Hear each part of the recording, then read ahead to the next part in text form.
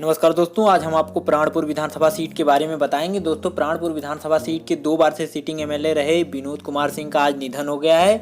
लेकिन अगर हम प्राणपुर विधानसभा सीट के इतिहास के बारे में बात करें तो यहाँ पर कुल अब तक 10 बार विधानसभा के चुनाव हुए हैं, जिसमें से 3 बार बीजेपी जीती है, 2 बार आरजेडी जीती है, 2 बार जनता दल, 2 बार कांग्रेस और 1 बार जनता पार्टी यहाँ से चुनाव जीती है। पहली बार यहाँ पर 1977 में चुनाव होता है, जहाँ से जब महेंद्र नारायण यादव जनता पार्टी के उम्मीदवार 20,111 वोट पाकर चुनाव जीतते हैं, जबकि अब्दुल जलील निर्दलीय उम्मीदवार 7,983 वोट पाकर दूसरे नंबर पर रहते हैं।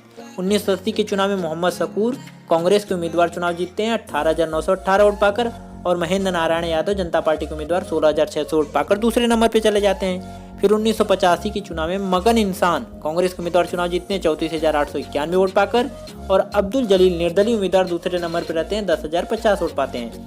महेंद्र नारायण यादव फिर से चुनाव जीतते हैं जनता दल के टिकट पर, इस बार चुनाव जीतते हैं 41,043 वोट पाकर, और मोहम्मद शकूर दूसरे नंबर पर निर्दलीय उम्मीदवार रहते हैं। उसके बाद 1995 के चुनाव बात करें तो फिर से महेंद्र नारायण यादव चुनाव जीतने में कामयाब होते हैं जनता दल के ही टिकट पर, और विनोद कुमार सिंह बीजेपी के उम्मीदवार दूसरे नंबर पर रहते हैं 15,903 वोट पाकर।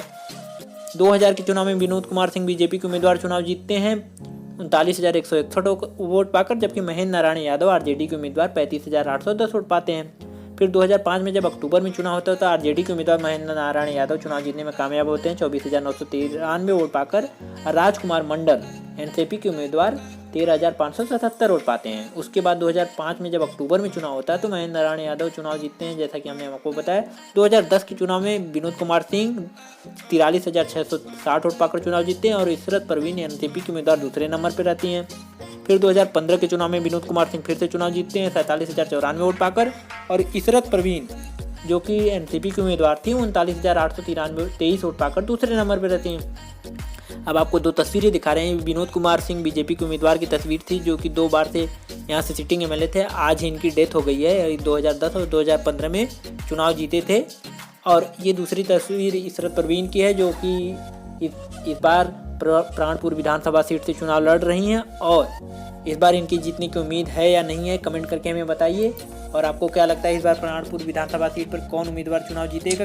जो भी उम्मीदवार चुनाव जीतेगा कमेंट करके हमें बताएं। और ये वीडियो पसंद आया है तो लाइक कीजिए, और अभी तक आपने हमारे चैनल को सब्सक्राइब नहीं किया तो सब्सक्राइब कर लीजिए बिहार चुनाव से जुड़े एक अपडेट पाने के लिए।